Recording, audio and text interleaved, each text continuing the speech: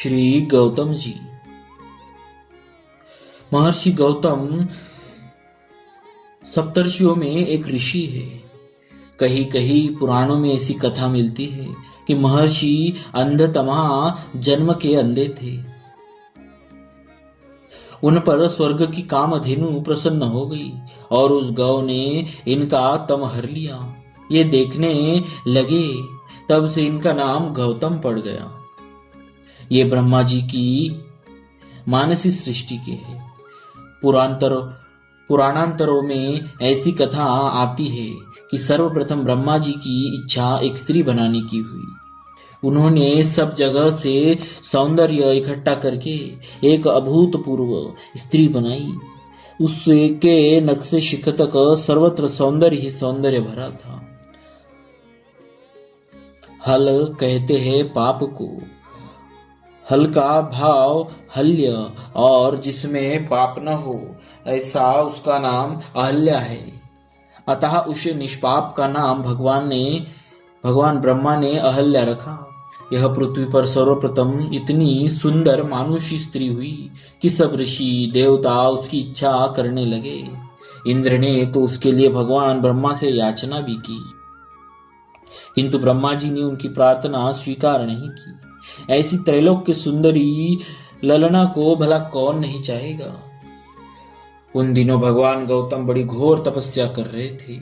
ब्रह्मा जी उनके पास गए और जाकर बोले, यह अहल्या तुम्हें हम धरोहर के रूप में दिए जाते हैं।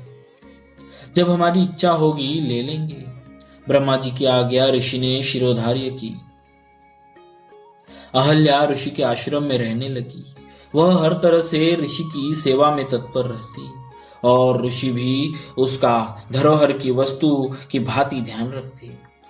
किंतु उनके मन में कभी भी किसी प्रकार का बुरा भाव नहीं आया।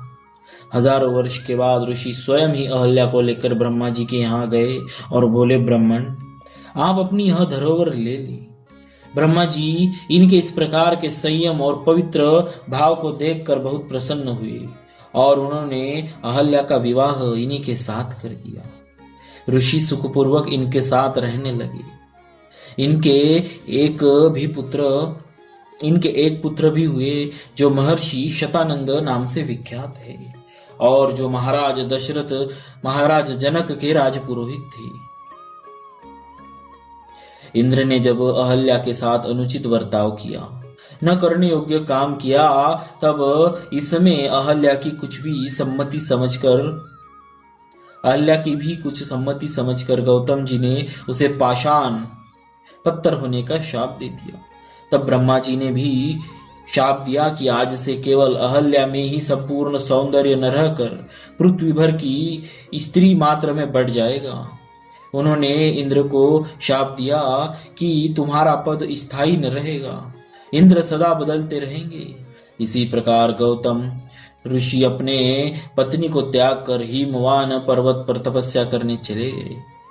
जब श्री रामचंद्र जी की चरण धूलि से अहल्या पुनः पवित्र हो गई, तब गौतम जी ने उसे स्वीकार कर लिया।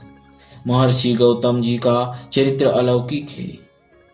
इनके ऐसा त्याग, वैराग्य और तप कहाँ देखने को मिलेगा।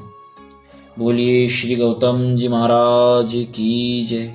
भक्तवत्सल भगवान की